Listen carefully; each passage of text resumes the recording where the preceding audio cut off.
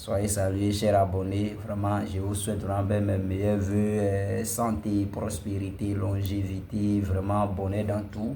Que Dieu fasse de sorte que cette année soit vraiment notre année d'élévation, emploi, promotion, vraiment connaissance, de grands projets, vraiment en tout cas dans les génie civil comme dans tout domaine, ce que vous faites, que Dieu le fasse pour nous au nom de Jésus.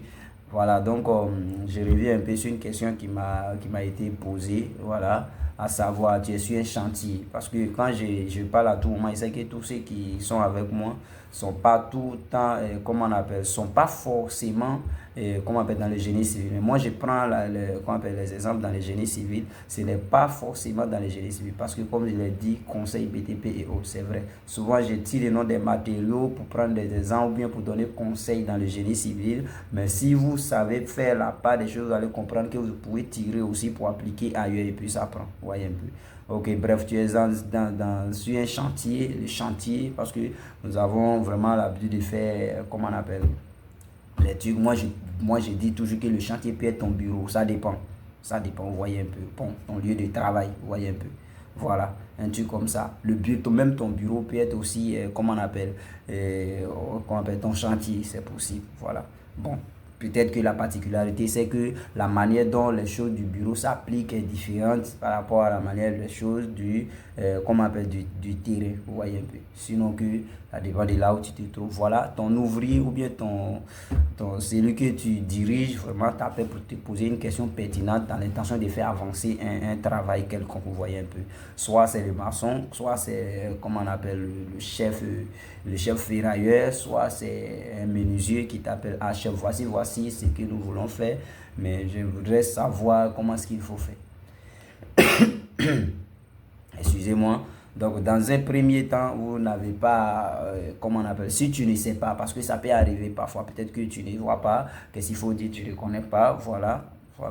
Qu'est-ce qu'il faut donner comme réponse? Parce que le problème, c'est que vous devez savoir, c'est que sur le terrain, sur le chantier, dans le bureau, normalement, tu es censé tout savoir. Vous voyez un peu, tu es censé connaître tout.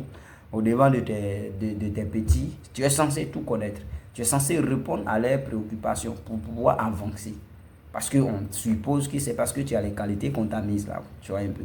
Donc, même quand tu ne connais pas, étant donné que nous sommes des humains aussi, nous avons vraiment des lacunes, nous avons des trucs. Ça peut arriver parfois que peut-être quelque chose t'échappe. Qu'est-ce qu'il faut donner comme réponse pour ne pas montrer ta faiblesse ou, comment on appelle, ta méconnaissance dans ce petit truc-là, comment on appelle, à celui qui est en face de toi. Vous voyez un peu. Vous voyez, dans la parole, là, comme je le dis toujours, quand on apprend ou bien même quand tu es en train de travailler, il faut avoir l'habitude de beaucoup écouter. Parce que quand tu écoutes beaucoup, à travers ce qui sort de la bouche d'autrui, tu peux formuler tes phrases et puis ça donne quelque chose de bien. Et puis tu avances un peu, tu vois un peu. Ok, bref. Il vient, il dit, bon, je vais monter telle chose, voici, mais je ne sais pas. Voici la question très simple.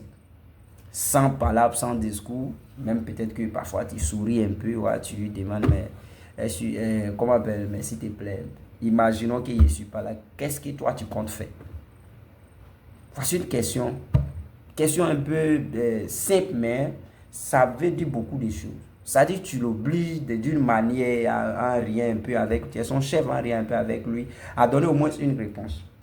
Si sa réponse n'est pas satisfaisante, il faut poser. S'il y a d'autres qu'on peut ouvrir à côté, il faut poser la question. Si ça n'y va pas, appelle un autre, même s'il est de l'autre côté du chantier, tu l'appelles, tu dis viens. S'il te plaît, telle chose, selon toi, quelles sont les méthodes que toi tu trouves, tu penses qu'on peut faire avec ça simplement sans...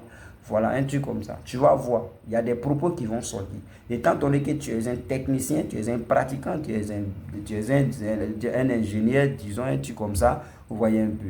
À travers ce qui va sortir, forcé, tu vas te rappeler d'une méthode quelconque, tu vas te rappeler de quelque chose que tu vas mettre en application là et tu leur diras, ok, toi, voici ce que tu as dit, toi, voici ce que tu as dit, mais à vrai dire, voici comment il faut procéder, voici comment il faut aller, voici ce qu'il faut faire et ça donne telle chose.